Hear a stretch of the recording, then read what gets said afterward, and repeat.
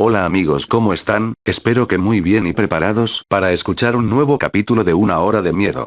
En esta oportunidad, les vengo a traer un video con historias y algunas leyendas urbanas que espero les gusten a todos. Cuando lleguemos al capítulo 50, les compartiré un episodio especial recopilatorio de una hora, con las mejores historias que he publicado en este canal. Les mando saludos cordiales a Aria 61495, Miguel Ángel Marines, Rubén Alexander, Paulo Suárez, Lex 0001, Aura Vázquez, Nachito, y a Bruja Maruja. Muy pronto les traeré el capítulo 6 de la serie de Apocalipsis, que estará narrada en esta ocasión por uno de los protagonistas. Los invito a suscribirse, darle con el pulgar arriba, comentar mis videos, y activar la campanita de las notificaciones para que estén al pendiente de cada material que suba. Muy bien amigos, ahora los dejo para que disfruten con este capítulo de Una Hora de Miedo.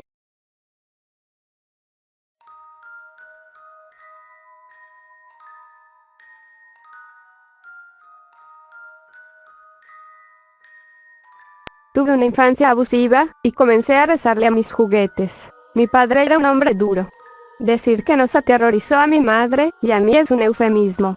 No era un alcohólico, solo era un hombre enojado y odioso. Estaba en su sangre, en su naturaleza. Apenas tomaba una pequeña infracción para que perdiera el control, gritando y arrojando cosas. Me golpeaba a mi madre, completamente perdido en su locura. Lucía cierta mirada en sus ojos, un estallido de fuego oscuro, cuando actuaba de esta manera. Llegué a conocer esa mirada demasiado bien, al igual que mi madre. Nos decía que no éramos nada, nos menospreciaba, nos humillaba, nos hacía sentir como que en verdad éramos nada. Cuando era niña, no estaba consciente de muchas cosas. Siempre recordaba tener miedo constantemente. Siempre que él llegaba del trabajo, hacía mi mejor esfuerzo para tornarme invisible hasta la hora de dormir. Cuando me las ingeniaba para estar fuera de su radar, él tendía a dirigir su ira hacia mi madre. Mi madre era una mujer bastante grande, algo que mi padre le recordaba constantemente. Cuando la cena no estaba hecha, o cuando la casa no estaba lo suficientemente limpia para sus estándares, él la reprendía. Se refería a ella como una vaca gorda y floja, una buena para nada, una cerda trágicamente patética. La golpeaba haciendo sonidos de animales de granja. Era terrible, pero era lo único que yo conocía. Como dije, mi madre era una mujer grande, pero era un alma tímida. Hablaba en tonos susurrantes, probablemente por los años de abuso, y nunca levantaba su vista del suelo. Estaba avergonzada de su peso, pero la comida era uno de los pocos consuelos que encontraba. A veces, por la mañana, escuchaba desde mi habitación a mi padre, gritándole antes de irse a trabajar. Yo salía a la cocina y ella estaba sentada en la mesa del comedor con medio litro de helado, llorando y comiendo. La mayoría del tiempo, ella estaba amoratada. Un recordatorio de mi padre de que él siempre estaba al mando. No sé por qué ella no lo abandonó. No sé por qué nadie tomó la iniciativa y nos ayudó. Me sentía como una prisionera en mi propia vida. Sentía como que algo estaba mal conmigo. No entendía por qué mi padre se enojaba tanto. Recuerdo que, en mi 7º cumpleaños, mi madre me compró un animal de peluche. Bueno, en realidad no era un animal, era un fantasma de felpa. Era más o menos del tamaño de 2 puños y de color negro. Tenía 2 grandes ojos azules y la tela estaba conformada de manera que el fantasma tuviera una cola pequeña en forma de una lágrima retorcida. Se veía como un fantasma de caricatura, pero coloreado con esa extraña tonalidad oscura. Amaba esa cosa. Lo llamé Spooky y se convirtió en mi mejor amigo. Spooky me escuchaba, se acostaba conmigo, me permitía llorar en él si era necesario. Llevaba a Spooky a todos lados abrazando su cuerpecito blando con mis brazos. Él era mi consuelo contra el ataque violento de la ira de mi padre. Incluso si mi padre me golpeaba, encontraba consuelo sabiendo que Spooky estaría ahí después de eso. Fue mi red de seguridad constante durante una temporada de mi vida bastante confusa. A mi madre nunca le gustaba hablar acerca de mi padre, siempre hacía a un lado el tema si yo lo mencionaba, diciéndome que por favor me comportara de la mejor manera posible. Pero Spooky sí me escuchaba, me ayudaba a encontrarle sentido a la violencia y al enojo. Sus grandes ojos azules me llenaban con amabilidad y compasión, y siempre me ofrecía un abrazo cálido cuando estaba llena de tristeza. Las líneas de la realidad comenzaron a mezclarse en mi mente conforme pasaba más tiempo hablando con Spooky. Dependía de su presencia constante hasta un grado que era preocupante. Durante el tiempo en el que mi padre estaba desempleado y su temperamento estaba fuera de control, me quedaba hecha una bola en mi cama, llorando, escuchando a mi madre tratando de calmar a mi padre. Fue aquí cuando comencé a rezarle a Spooky. Le rogué que me rescatara de la pesadilla en la que vivía. Le recé que me salvara. Cada noche, lo enderezaba sobre mi almohada, con su suave cuerpo oscuro haciendo contraste con las sábanas blancas, y le susurraba mis peticiones desesperadas. Comencé a creer que Spooky estaba vivo. Pensé que podía escucharlo hablarme algunas veces, un murmullo gentil justo detrás de mi oído. Cuando le rezaba, podía sentir su energía irradiando desde él. Hubo veces en las que puede haber jurado que vi sus grandes ojos azules moverse. En mi cabeza, imaginaba que él me hablaba, y su voz sonaba como un susurro maduro. Esto continuó por 6 meses. Mis rezos nocturnos, mi ritual. Mis padres nunca supieron acerca de ello, pero sentía que si lo sostenía, sería salvada de mi infelicidad. Y algo sí pasó. Nunca olvidaré esa noche. Me desperté por las luces rojas y azules que parpadeaban afuera de mi ventana. Escuché personas en mi casa, una estampida de pasos y voces alarmadas. Mi madre llegó corriendo a mi habitación y me agarró, seguida de los oficiales de policía. Yo estaba desorientada y somnolienta. La explosión de actividad me asustaba. Los oficiales me llevaron de mi cama y, a medida que nos íbamos, me di cuenta de que Spooky se había perdido. Comencé a sollozar, rogándole a la policía que recuperara mi peluche fantasma. Recuerdo la mirada que pasó por sus ojos, una mirada sombría y temerosa. Fuimos dirigidas afuera, en donde mi madre fue interrogada. Su voz era un revoltijo ronco de nervios. Estaba llorando, y noté que estaba asustada. No escuché qué era lo que los oficiales le estaban preguntando, pues me había hipnotizado con la ambulancia que se aproximó hasta detenerse enfrente de mi casa. Nadie quería hablar conmigo, era una mezcla de cuerpos y personas correteando. Un flujo constante de paramédicos y oficiales se vertía en mi casa. Estaba perdida en la confusión, y las preguntas burbujeaban en mi mente. No fue hasta años después que descubrí lo que pasó. Mi padre había muerto. Mi padre se había sofocado. Encontraron a Spooky atascado a la mitad de su garganta. Mis oraciones habían sido contestadas. Nunca vi a Spooky de nuevo después de esa noche, y nunca hablé con mi madre al respecto tampoco. Hasta ayer. Han pasado 20 años. Ahora nos está yendo mucho mejor. Tengo mi propio apartamento, pero insistí en que mi madre se mudara conmigo. Es una mujer rota, los años de abuso han fracturado su mente. Necesita ayuda con muchas cosas, pero aún podemos hablar y encontrar maneras para reír. Es mi madre, y siempre estaré con ella hasta que su alma abandone esta tierra. Estaré ahí para cuidar de ella, y atender cada una de sus necesidades. Ayer por la noche, después de unos cuantos tragos y algunas partidas de naipes, presioné a mi madre acerca de aquel día. Había estado en mi mente últimamente, una molestia constante que se alzó desde las tinieblas de una mala infancia. Era algo que necesitaba para aclarar mi cabeza. Era un misterio que, con la edad, necesitaba ser escuchado. Mi mamá me miró con ojos ágiles, y tomó otro trago vacilante desde su copa antes de contestar. ¿No recuerdas nada de esa noche?, me preguntó. Negué con la cabeza. Sus ojos se ampliaron. ¿No recuerdas lo que pasó? No, mamá, dije, colocando una mano en la de ella. Lo único que recuerdo es despertarme en mi cama por las sirenas de policía. Le dio otro sorbo a su copa, y la colocó en la mesa con una mano temblorosa. Hija, comenzó con sus ojos atenuados y enfocados. Llegaste a nuestra habitación aquella noche. Le fruncí mi ceño. No tenía idea de lo que estaba hablando. Ella se relamió los labios, y envolvió sus manos alrededor de las mías. Hija, me dijiste que nos querías liberar de tu padre. Mi corazón se comenzó a acelerar. Mamá, ¿qué sucedió? El dolor entró en sus ojos.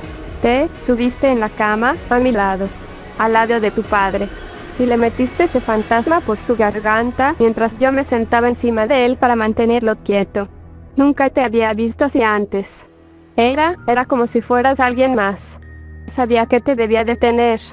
Sabía que debía hacer algo. Pero, las lágrimas se derramaron por sus ojos. Odiaba a tu padre tanto, que te ayudé a matarlo. Mi visión se nubló, y sentí que la bilis subía por mi garganta. La oscuridad reptó desde el rabillo del ojo, y mi estómago hizo un crujido. Puse una mano en mi cabeza y me obligué a tomar un respiro. Observé a mi madre con ojos desesperados. No, mamá. Fue Spooky. Le rezaba para que matara a mi papá. Tuvo que haber sido él. Mi mamá ahora estaba llorando abiertamente, y me apretó la mano. No, hija. Fuiste tú.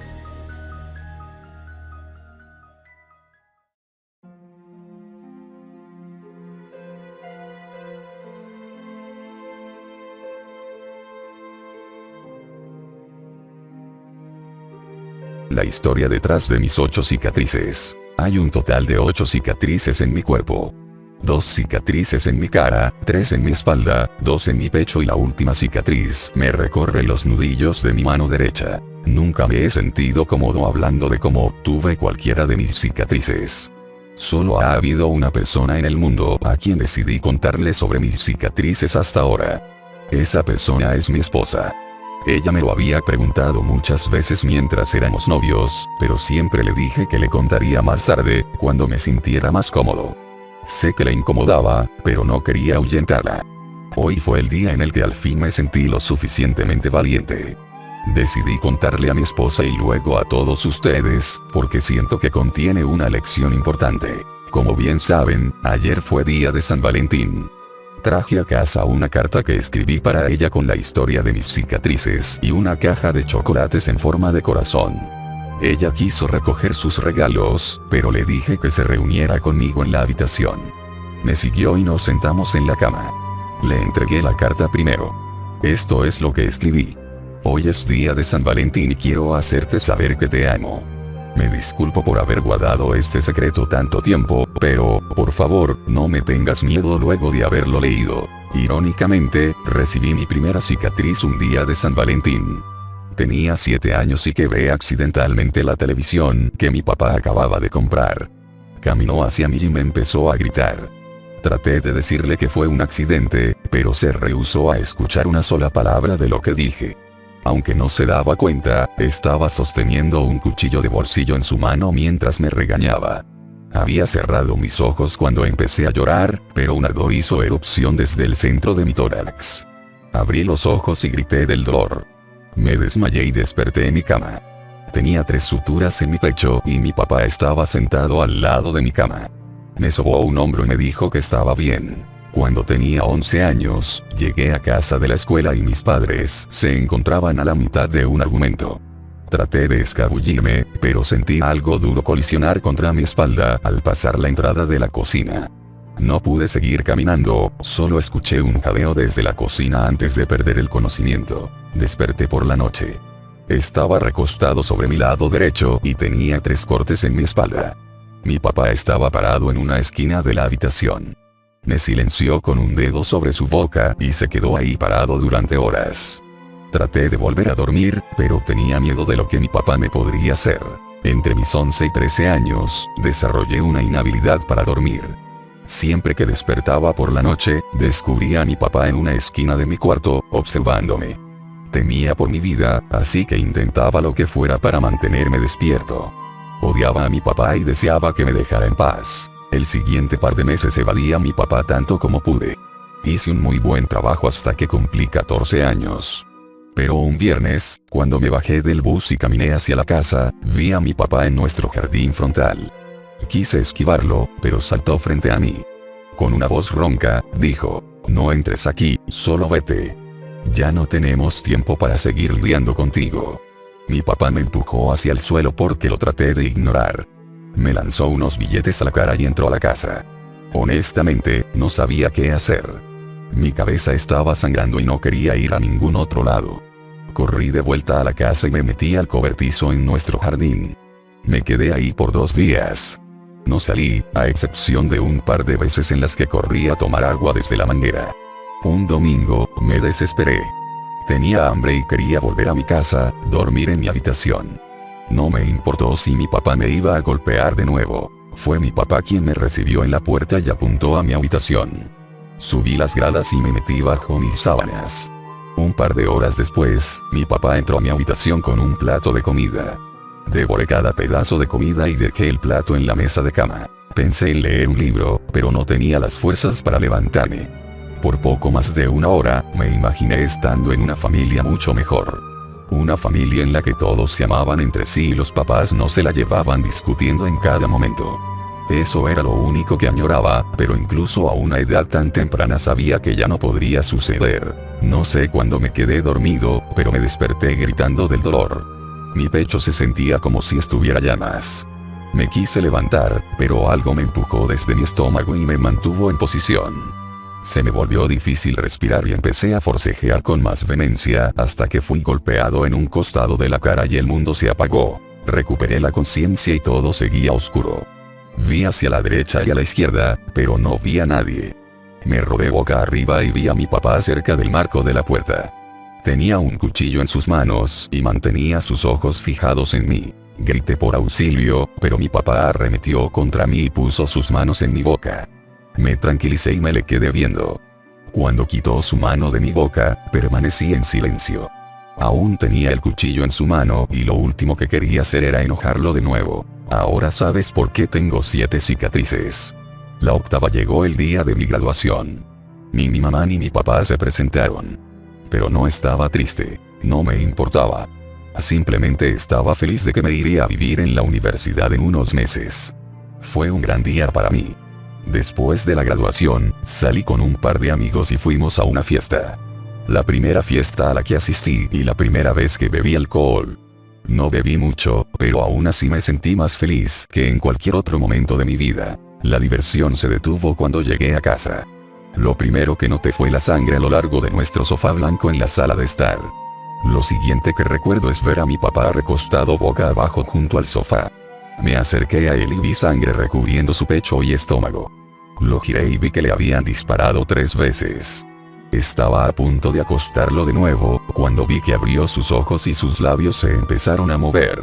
A pesar del trauma en su cuerpo, se las arregló para tener la conversación más larga que había tenido conmigo, tras la cual respiró su último aliento y no volvió a mover otro músculo. Salvarte, eso fue lo primero que dijo. Que mi madre nunca me quiso, pero que él nos amaba a ambos. Que nos quería mantener juntos. Aunque le había argumentado en cada oportunidad que tuve, me quedé sentado junto a su cuerpo pensando en lo que me había dicho. En por qué pretendía que me había querido hasta que los recuerdos me embistieron. Mi papá sostenía un cuchillo y me gritaba cuando yo tenía 7, pero no me apuñaló. Mi madre lo atacó mientras él me regañaba, haciéndolo tropezar. Cuando tenía 11, fue ella quien me tiró un plato de vidrio en mi espalda. No fue un accidente, y no sé de qué discutían, pero él se quedó vigilándome esa noche para que mi madre no entrara al cuarto. Se quedó ahí cada noche para que mi madre no intentara nada. Me dijo que a los 14 se había hartado de la riña. No quería dejar a mi madre, la amaba. En verdad lo hacía. Me amaba a mí también, pero no se pudo forzar a dejarla y no podía lidiar con el estrés al que estaba sometido. Esa fue la única vez que me hirió. La noche del día que regresé a casa, mi madre estuvo a punto de matarme. El sonido de las pisadas de mi madre bajando las gradas me sacó de mi cavilación. Me sonrió al verme y caminó hacia mí con la pistola aún en su mano derecha. Antes de que pudiera hacer algo, salté sobre ella y le di un puñetazo en su estúpido rostro por cada cicatriz, por tomar la vida del único padre que se preocupó por mí, por hacerme desconfiar de mi papá y por ser capaz de sonreír a través de todo eso. No sé qué hueso de su cara fue el que rasgó la piel de mis nudillos, pero sé que esa es la única cicatriz que aprecio. Cuando los oficiales de policía llegaron, me hicieron pregunta tras pregunta. Contesté a todas con honestidad. No se presentaron cargos, fue en defensa propia. Esta es la historia detrás de mis 8 cicatrices. Quiero que me prometas algo. Que me amarás de la misma manera en la que siempre lo has hecho. Por favor, no pienses que soy una mala persona. Por siempre tu Valentín. A John. Mi esposa me miró con ojos cargados de ternura, y supe que no había cometido un error al contárselo. Mi intención al compartir esta historia con ustedes, es que a veces tendemos a olvidar quién está de nuestro lado y quién nos desea mal. Por favor, piensa detenidamente sobre quién merece tu confianza.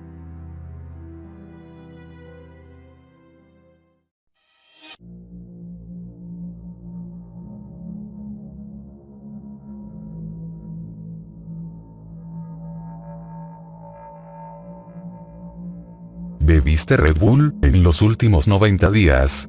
Si bebiste Red Bull en los últimos 90 días, sinceramente espero que te estés sintiendo bien. Pero temo por ti. No escribiré mi nombre, pues desconozco lo que me harán si descubren que estoy escribiendo esto. Me referiré a mí mismo como Sed. Trabajé en una de las compañías de producción de Red Bull en Austria por 7 años. Era un buen trabajo. Me ayudó a proveer para mi esposa e hijos. La mayoría de quienes trabajaban ahí eran nativos de Austria, pero yo era de un país occidental. Visité Austria desde que era un joven, conocí a mi esposa y nunca me fui. No era lo que mis padres habían querido para mí, lo cual es probablemente la razón por la que hablamos tan poco.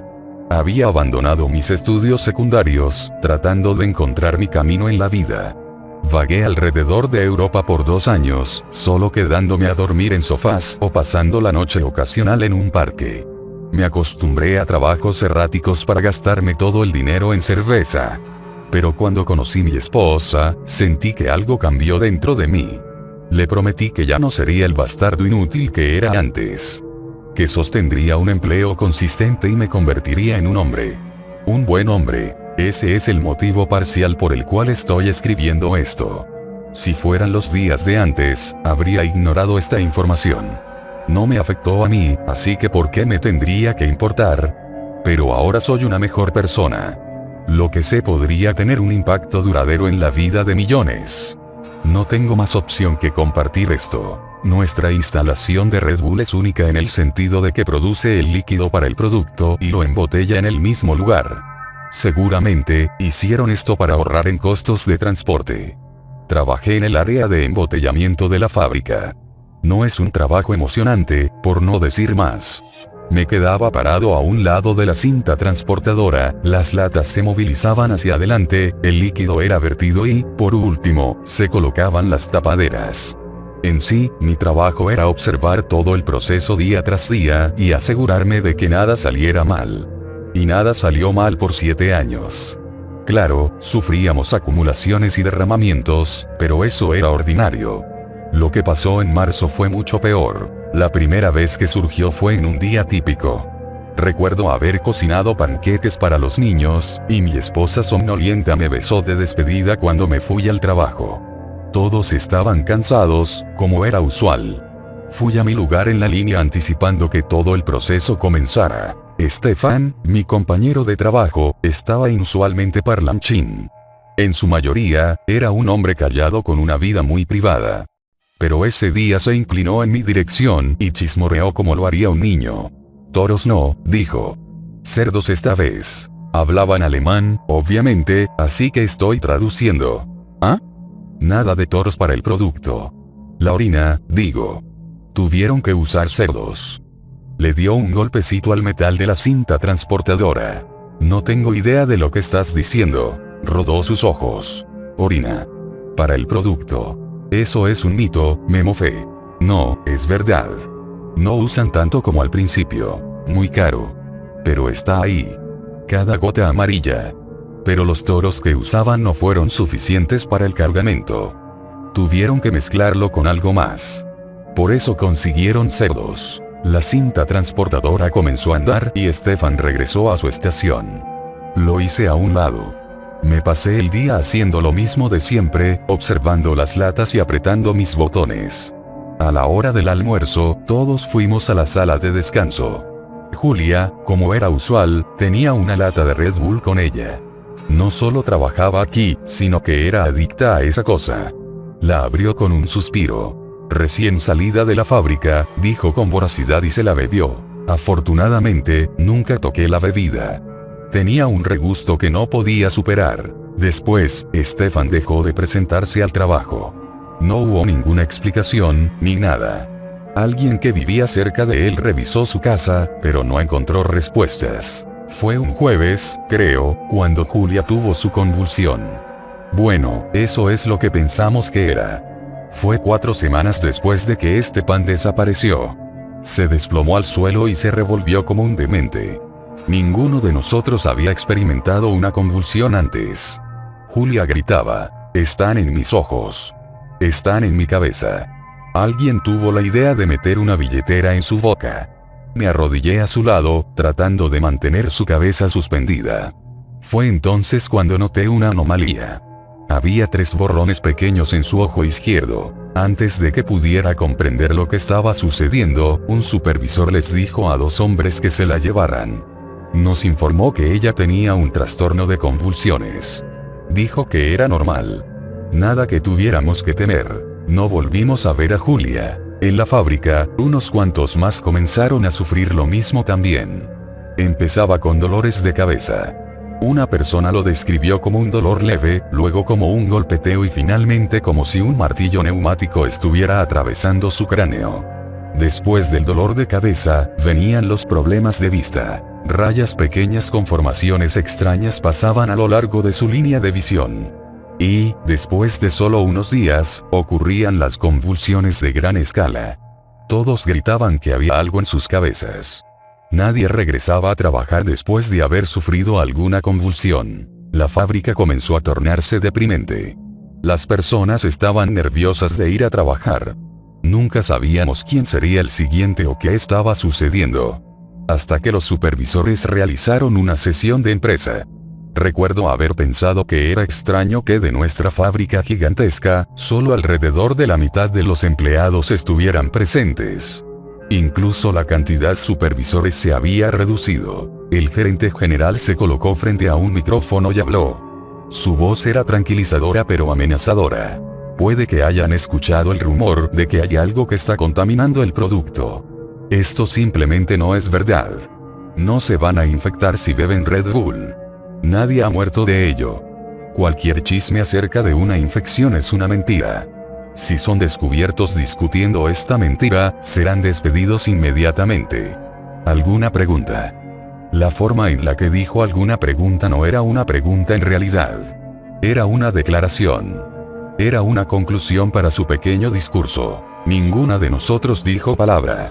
Otro supervisor caminó hacia el micrófono. Su voz era mucho más tímida. En este momento, ya no les estamos permitiendo a los empleados que beban el producto desde la fábrica. Pueden comprar Red Bull en su tiempo libre, pero no durante el trabajo. Esto no es negociable. Se estremeció un poco. Después de unos momentos, fuimos despachados. Nadie habló, pero antes de que me pudiera ir, el gerente general me jaló a un lado. ¿Eres Ed? No.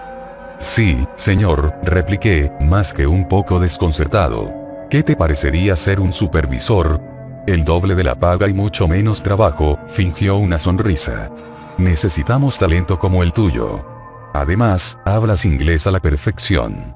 Eso es un plus para ti. No sé qué decir, respondí, confundido. El gerente sacó un folder blanco. Lee lo que está aquí. Si lo puedes aceptar, entonces te promoveremos. Si no te sientes cómodo, entonces tendremos un tipo de conversación diferente, lo puso en mis manos. Ahora ve a casa y respóndenos mañana. No he sido completamente honesto contigo, quien quiera que esté leyendo esto. Aunque sí deseo ocultar mi nombre, no es por lo que la compañía me hará. Es por lo que estaré haciendo mañana. Verás, el folder que me entregaron era una descripción detallada sobre cómo yo iba a asumir la culpa por todo lo que había pasado. Se supone que iba a fingir que era un supervisor de alto rango de la planta. Admitiría que había permitido que ingredientes no probados fueran incluidos en las Red Bulls que fueron enviadas a Norteamérica. Explicaría que la compañía no tenía ningún conocimiento sobre esto, y que era únicamente mi culpa. En consecuencia, la compañía me pagaría generosamente cada mes por el resto de mi vida. Fue presentado como una elección, pero sé que en realidad no lo era. Si hubiera dicho que no, en el mejor de los casos habría perdido mi trabajo. En el peor de los casos, habría acabado como Stefan. No le podía hacer eso a mi esposa, a mis hijos. Quería ser un mejor hombre, pero los amaba más que mi propia reputación. Así que mañana, en una conferencia de prensa a nivel mundial, voy a asumir responsabilidad por algo con lo que no tuve nada que ver.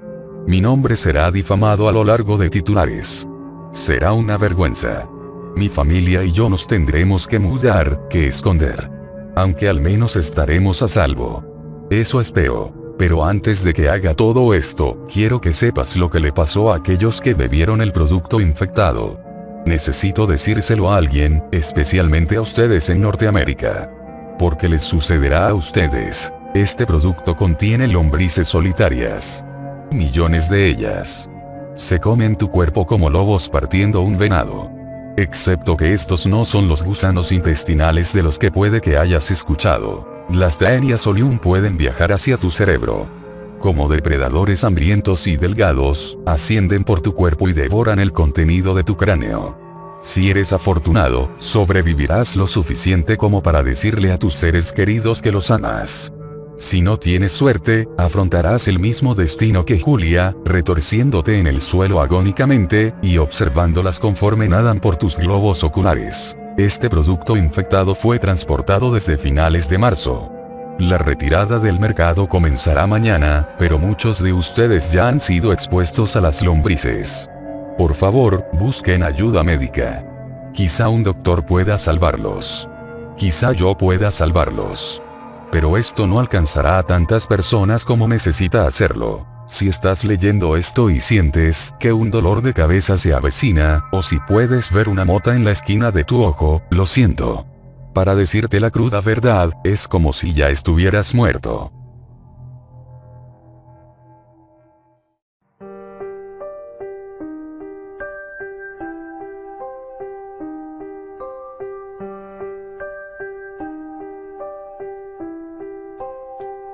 La embrujada. Este relato está basado en una leyenda mexicana por Doña Francisca, la embrujada, escrito y adaptado por Eduardo Liñán. Fue por el siglo XVI en la capital del país, siendo aún el virreinato de la Nueva España, donde tomó lugar una leyenda que giraba en torno a la hechicería y poderes diabólicos que surgieron a partir de la envidia y la vanidad de una mujer llamada Doña Francisca.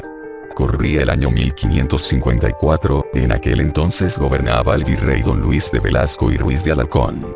Y aunque el Tribunal de la Fe se estableció en México hasta 1571, los castigos contra las brujas y la herejía se practicaban desde que los conquistadores llegaron. Los juicios de este tipo en la Nueva España se hacían de forma rápida y expedita. Los acusados eran encarcelados tras el juicio y después conducidos a la horca o la quema.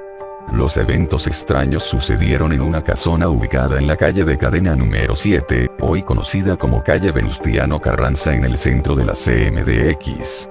Era habitada por doña Felipa Palomares de Heredia. Ella había sido esposa de uno de los capitanes de Hernán Cortés, y había enviudado después de consumada la conquista, heredando el nombre y la fortuna de su esposo. Ella tenía un hijo llamado Domingo de Heredia y Palomares, el cual había sido mimado en exceso desde la cuna y criado con lujos y dispendio, siempre sobreprotegido por su autoritaria madre que, al ser hijo único, era su consuelo y adoración. Al cumplir la mayoría de edad, su madre se preocupó porque su amado hijo se casara y tuviera descendencia. Deseaba que se casara con una mujer de alcurnia y abolengo, y por supuesto ella tenía que aprobarla. El joven Domingo deseaba casarse. Durante los años sometido a los cuidados de su madre, no había conocido a una mujer o entablado relación con alguna. El hecho de poder salir y mezclarse con jovencitas para enamorarlas era algo nuevo para él, por lo que había obtenido el permiso de su madre para salir a dar la vuelta por los lugares de moda en donde jóvenes de la alta sociedad concurrían. Era común que en esos sitios se juntaran muchachos para escoger a los mejores partidos para casarse. Así que durante varios meses Domingo, en compañía de sus amigos del colegio, fue muchas veces a conocer sin éxito a una jovencita que no solo le gustase, sino que también fuera del gusto de su madre. Corrieron los meses y el joven no conseguía que alguna mujer se enamorase de él. A pesar de ser apuesto y con una gran dote, nadie se interesaba en él por ser introvertido y vivir bajo el ojo vigilante de su madre. Decepcionado, una tarde visitaba la catedral para orar por la salud de su madre y la bendición de poder conseguir una novia con la cual casarse. Aún no terminaba sus oraciones cuando frente a él se hincó una jovencita y al despojarse de su velo dejó entrever la hermosura de su rostro y el azul de sus grandes ojos, que al verlos Domingo quedó extasiado con la juvenil aparición. Su belleza virginal contrastaba con la intensidad de sus oraciones, tanto que hizo que el corazón del joven diera tumbos de emoción y prendado de aquella belleza, acercándose para poder contemplarla mejor. Notó que no era conocida, nunca la había visto en las reuniones o en los lugares de moda del virreinato. Emitiendo suspiros se hartó de ver la dulce figura y el candor de que era poseedora. Luego de terminar de orar se persignó y se acercó a una pila de agua bendita e introdujo sus dedos para hacer la señal de la cruz, en tanto Domingo la observaba fijamente en todos sus movimientos.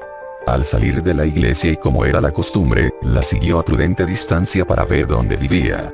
La joven en su andar se dio cuenta que Domingo la seguía y apresuró el paso. Al llegar a su casa se metió sin dilación.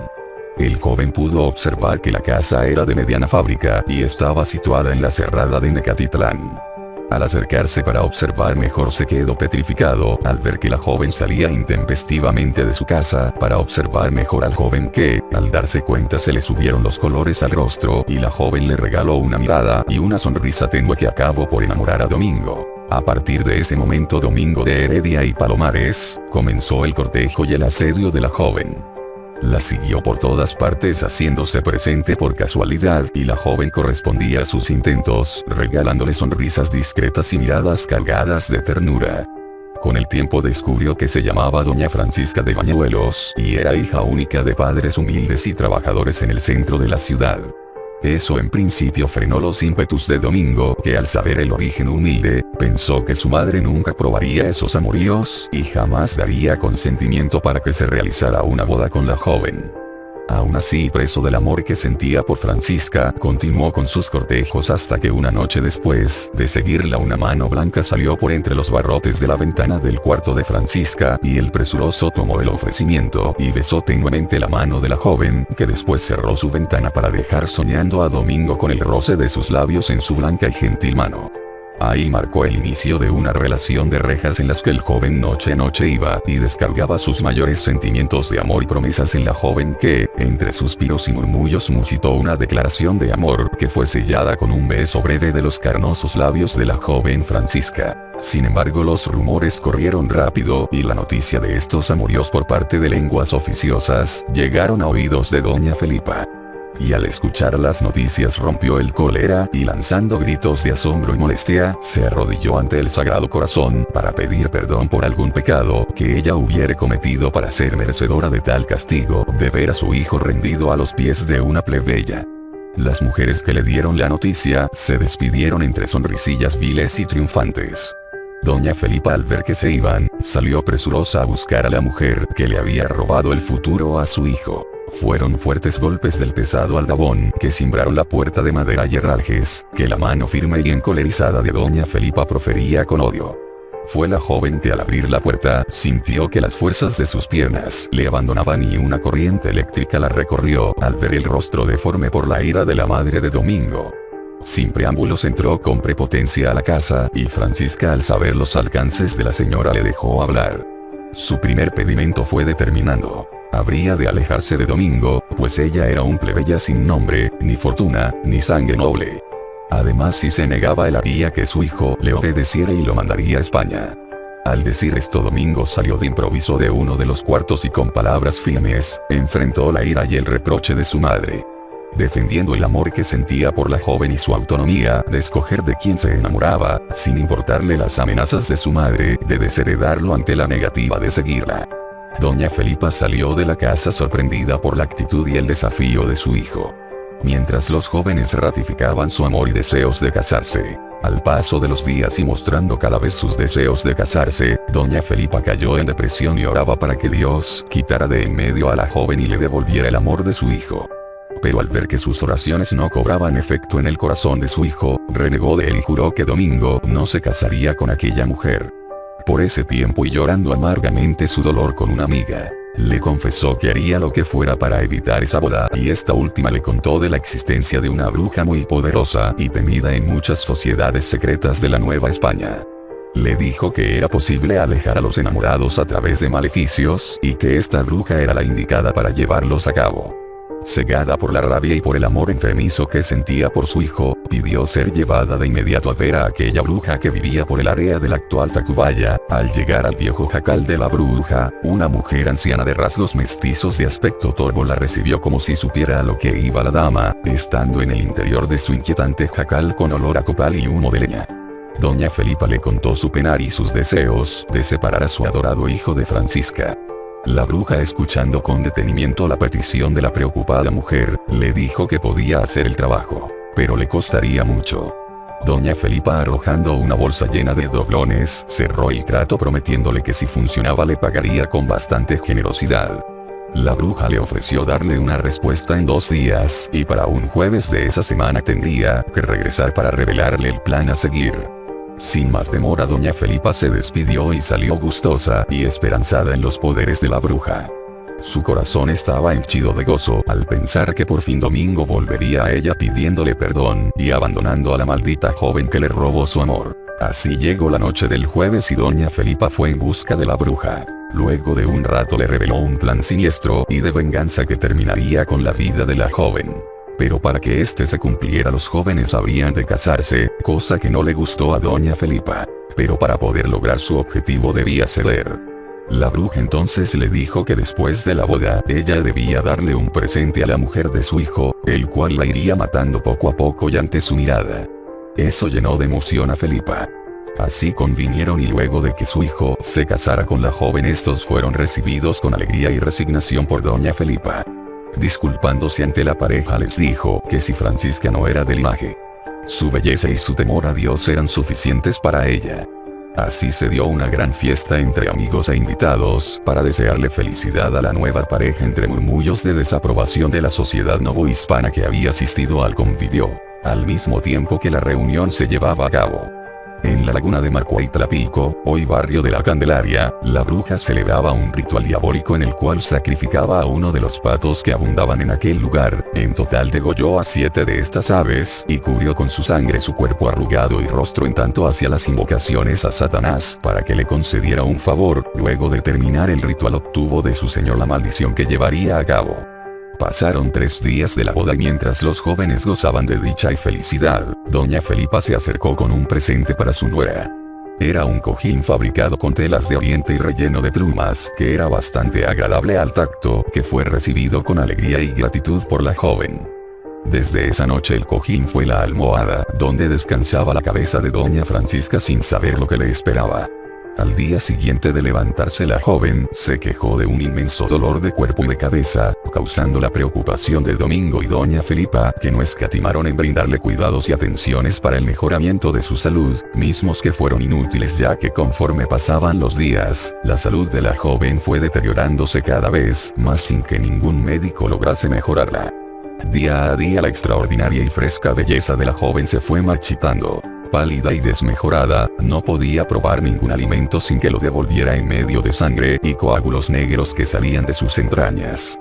El cuerpo, que una vez gozara de espléndida forma, se fue tornando en una triste visión cadavérica, con la piel pegada a los huesos y ojos hundidos en profundas y negras ojeras. El rubio y abundante cabello se fue cayendo a puños lentamente hasta quedar con algunos pelambres que sobresalían de una cabeza llena de costras resecas. Fiebres y vómitos atormentaron a la pobre joven sin descanso. Domingo, en la desesperación, mandó traer a un médico muy respetado de Valladolid y luego de examinarla su rostro mostró una preocupación al dar el diagnóstico, pues la desdichada Francisca presentaba el aspecto de los esclavos y presos de las galeras y mazmorras, algo parecido al difuso tabardillo en estado avanzado. Su destino estaba marcado por la muerte. Así pasaron unos meses y una tarde la desgracia cayó sobre la desafortunada Francisca, que murió en medio de terribles fiebres y dolores. Luego de los funerales, Domingo se encerró en su alcoba víctima de una gran depresión durante muchos días. Apenas comía y se negó a la presencia de su madre, que comenzó a aborrecer al tratar de consolarle por la muerte de su amada esposa. La depresión dio paso a la locura y bajo el tormento de ver el lecho vacío en donde su esposa alguna vez durmió junto a él, hizo de su alcoba un santuario, abrazando y besando los lugares que ella tocó o los vestidos que ella vistió, y durmió sobre el cojín satinado relleno de plumas. Una de esas noches, Domingo se despertó sobresaltado luego de sentir frío en la alcoba y notó la presencia de algo sobrenatural y siniestro junto a su lecho. Al mirar, de entre las obscuras sombras de la habitación, surgió la presencia de un ser descarnado. Sintiendo un terror absoluto, su quijada se trabó y el grito de horror quedó atorado en su garganta. Luego de correr arrastrándose sobre el piso de la alcoba, pudo ver que de entre la carne podrida del rostro, que dejaba ver una dentadura amarillenta y la cuenca vacía de donde debía ir un ojo, de aquella descarnada aparición se asomaba tenuemente la presencia de doña Francisca. Levitando por la habitación, el ser que vestía el atuendo gris y derruido que otrora fuera la vestimenta mortuoria de Francisca, se movía vaporosa al viento ante la mirada aterrada de Domingo. Con una voz de ultratumba le habló y le advirtió del cojín embrujado, el cual le provocó la muerte, chupándole la sangre poco a poco, enfermándola y finalmente llevándola a la tumba. Y que las autoras del atroz crimen fueron su madre, y la bruja que conjuró al diablo. Antes de que la horrible aparición se diluyera entre las sombras, Domingo le lanzó un juramento de vengar su muerte. Siendo aún de noche, Domingo salió sigilosamente de la casa, sin que nadie se diera cuenta y corrió a hacer una denuncia ante el Santo Oficio, explicando su situación y la advertencia que el ánima de su esposa le hizo. Los frailes inquisidores salieron a la tarde siguiente con órdenes de apresar a doña Felipa y perseguir a la hechicera. Se dirigieron a la casa de la dama y no la encontraron. Domingo presuroso tomó el cojín satinado y se los mostró a los inquisidores, los cuales de un tajo lo cortaron por la mitad y cayeron al suelo cientos de plumas apelmazadas de ánade. Las plumas estaban pegadas con una masa apestosa y negra. Al ver aquella asquerosidad se percataron que se movía levemente y al pisarlo, este dejó salir un líquido rojo que chispeó el suelo y los pies de los presentes. El líquido era sangre. Mientras se hacía un enorme charco, las plumas parecían moverse como sierpes, buscando absorber la sangre que emanaba de ellas mismas. Aquel horrendo espectáculo fue visto con horror y asco por los inquisidores que hicieron la señal de la cruz en tanto exclamaban: ¡brujería! En ese momento iba llegado doña Felipa, la cual al ver a los inquisidores con sus negras capuchas y a Domingo viéndola con odio y pesadumbre, se hincó para pedir clemencia en tanto veía lo que su dinero había pagado. Una infernal brujería. Fue apresada, arrastrada a las mazmorras de la Santa Inquisición. Fue sometida a crueles torturas para que revelara la ubicación de la hechicera. Cuando cedió al dolor y la humillación, habló y los inquisidores despacharon una guardia para ir a apresar a la bruja. En un juicio sumario, se condenó a ambas mujeres a morir quemadas en la entonces Plaza de Santo Domingo. Doña Felipa Palomares de Heredia y la hechicera cuyo nombre jamás se reveló fueron humilladas y vejadas ante la mirada morbosa de decenas de personas que asistieron al tormento y muerte de las mujeres acusadas, mientras se leían los actos de herejía que cometieron y la muerte de la joven Francisca, crímenes por los que fueron acusadas. Se les dictó la sentencia de morir en la hoguera, así fueron atadas a postes y rodeadas de leña aceitada que avivó el fuego que poco a poco envolvió a las mujeres. En medio de gritos horribles y la risa burlona de la hechicera ambas fueron quemadas hasta las cenizas, las cuales fueron esparcidas y enterradas en lugares desconocidos. Durante muchos meses, Domingo Heredia y Palomares se encerró en su casona hundido en la depresión y la tristeza. La gente decía que vivía en vergüenza y solo por haber señalado a su madre y ser responsable de su horrible y avergonzante muerte. Pero lo cierto es que lloraba más la ausencia de Francisca. No se supo nada más de Domingo. La casa fue abandonada repentinamente, y muchos aseguraban que el hombre se marchó a España llevándose pena y fortuna.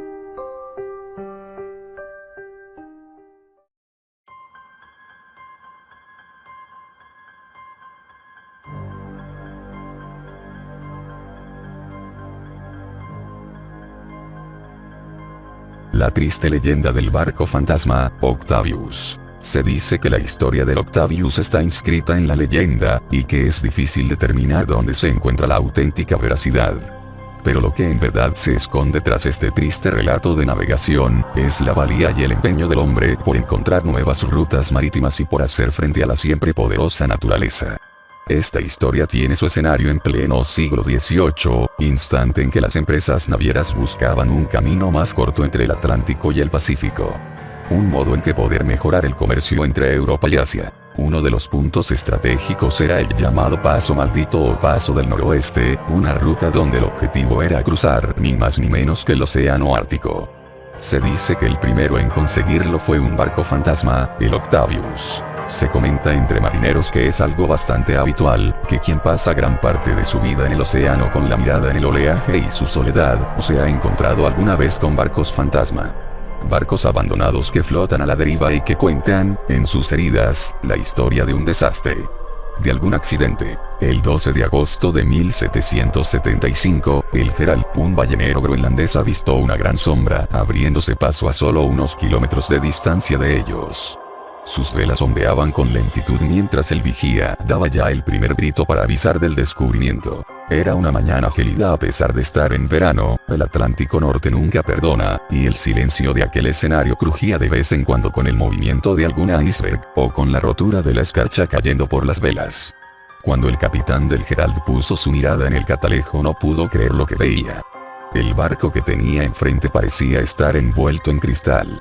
El brillo lo cegaba y por un momento, aquel barco fantasma le pareció una aparición de otro mundo. Estaba casi cubierto por el hielo. Sin que nadie se moviera en su interior, la tripulación del Herald no pudo más que erizarse de miedo y pavor. Aquello no era en absoluto un buen augurio. Pero no dudaron ni un momento en obedecer a su capitán cuando éste pidió a 8 de sus hombres a que le acompañaran hasta la proa del barco que tenían enfrente. Era el Octavius, una nave de la que nunca habían oído hablar. Al subir a bordo, fueron recibidos únicamente por el crepitar de la madera, por el silbido del viento y el movimiento de aquellas velas deshilachadas cargadas de escarcha. No había nadie en la superficie, así que, sacando fuerzas de flaqueza, decidieron entrar en el interior. Sobre el enigma del Octavius y la valentía de su capitán, se cuenta que ya en los camarotes encontraron nada más, y nada menos que a 28 personas congeladas. Estaban acostados en sus camas, cubiertos por mantas, y con sus rostros tranquilos. Como si la muerte les hubiera llegado plácidamente mientras descansaban. Y lo que encontraron en la cabina del capitán fue casi lo mismo. El capitán del Octavius descansaba en un sueño sin vida frente a su escritorio, con las manos entrelazadas sobre sus piernas. A su lado, y en la cama, había una mujer joven. En una esquina de la estancia, un hombre que parecía estar intentando encender un fuego, pero el cansancio, o el abatimiento lo había acabado derrumbando. También encontraron a un niño pequeño abrazado a un muñeco de trapo. Una composición de la tragedia suspendida en un viento frío, todo un barco subido bajo el influjo del frío y la congelación que parecía haberlos cubierto por un sueño eterno. Los marineros del ballenero Herald apremiaron a su capitán a abandonar cuanto antes el Octavius, pero este, incapaz de abandonar el barco sin dar una explicación a lo ocurrido, decidió quedarse un poco más y leer el cuaderno de bitácora. Sorprendido, no pudo más que quedar sin aliento al descubrir lo que allí se relataba. Habían salido de Inglaterra con rumbo a China, el día 10 de septiembre de 1761. Es decir, hacía ya 14 años de aquello. La última hoja del cuaderno llevaba fecha del 11 de noviembre de 1762, y decía lo siguiente: hasta ahora llevamos atrapados en el hielo 17 días. Nuestra posición aproximada es longitud 160, latitud 75. El fuego finalmente se extinguió ayer y el maestre ha estado tratando de encenderlo otra vez pero sin mucho éxito. Le ha dado la piedra a uno de los marinos. El hijo del maestre murió esta mañana, y su esposa dice que ya no siente el frío. El resto de nosotros no siente lo mismo en esta agonía. El capitán del Herald quedó asombrado al leer aquello. Las coordenadas que indicaban demostraba que habían quedado atrapados justo en el paso maldito, al norte de Point Barrow en Alaska, al otro lado del continente americano. Es decir, el Octavius había sido en realidad el primer barco en lograr sobrepasar el legendario paso del noroeste. Algo que llevaban cientos de años intentando conseguir.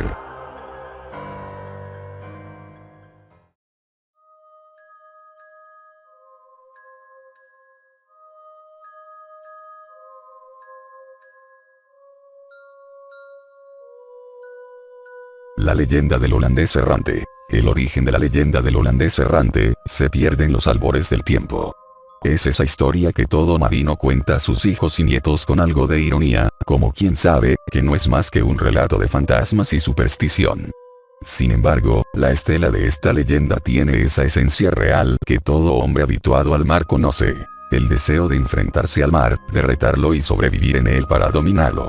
Porque no hay enemigo más feroz que ese Dios durmiente que habita bajo las aguas del océano. El hombre que desafió a Dios. Es difícil concretar una fecha y un nombre. Aunque muchos historiadores sitúan el origen de la leyenda en un hombre, en el capitán Van der Decken. Un marino holandés algo arrogante y bravucón del siglo XVII, que tuvo que enfrentarse a una violenta tormenta mientras se disponía a cruzar el peligroso Cabo de Buena Esperanza. La tripulación y los pasajeros le pidieron aterrorizados que se dirigiera a puerto, que se pusiera a salvo para aguardar aquel feroz temporal amainara. ¿Obedeció el capitán? En absoluto. Lejos de admitir cualquier sugerencia, Vanderdecken se burló de todos ellos y empezó a entonar canciones sacrílegas, mofándose del mar e incluso de Dios. Lleno de soberbia los desafió a todos, ensalzando sus virtudes y su valentía mientras se amarraba al timón de su nave. La tripulación se amotinó e intentó luchar con él para intentar hacerlo entrar en razón. Mientras, los pasajeros no pudieron más que arrodillarse y empezar a rezar para pedir ayuda. Fue entonces cuando el propio Dios, abriendo un portal entre esa oscura tormenta, bajó de los cielos para ver a ese hombre impío que lo estaba retando y que además, intentaba llevarse la vida de numerosos inocentes. Se enfrentó a Vanderdecken, le comentó que si tanto disfrutaba con el dolor ajeno, a partir de ese mismo momento sería condenado a vagar en soledad perpetua por el océano. Y lo haría siempre en medio de la peor de las tempestades, la más violenta, la más oscura. Y todo aquel que se cruzara con su terrorífico navío, moriría solo con verlo. Se alimentaría únicamente de hierro candente y de hiel, y su única compañía sería un grumete, un hombre con cuernos y fauces de león. Aterrador, no hay duda. Esta es la versión más clásica del holandés errante, pero hay otras. Dentro de la mitología vikinga, también se habla de un hombre que osó robar el anillo a los dioses, y que estos lo castigaron convirtiéndolo en un esqueleto que vaga atado al palo mayor de una nave fantasmal de velas negras. A su vez, también disponemos de la interesante historia del capitán del Liberanos, en el siglo XVII. Bernard Focke gobernaba un barco asombrosamente rápido. Todos los marinos envidiaban su habilidad como navegante, puesto que realizaba las travesías de Holanda allá en muy poco tiempo. Otro aspecto que llamaba la atención en él, era su asombrosa fealdad y su mal carácter, de ahí que se rumoreaba que el capitán Focke, en realidad, había hecho un pacto con el diablo. Le había dado un navío rápido y la habilidad para gobernarlo. A cambio, le había robado su atractivo, y su felicidad. Como ves, la leyenda del holandés errante se nutre de múltiples y fascinantes relatos. Tanto es así, que incluso el propio Wagner se sintió fascinado por esta historia. Para representarla, se basó en la obra teatral de Eduard Fitzgerald, en la cual se añade un componente romántico. El holandés errante dispone de un descanso cada 100 años, momento en el que se le permite buscar a una mujer que desee compartir vida con él, y con su maldición.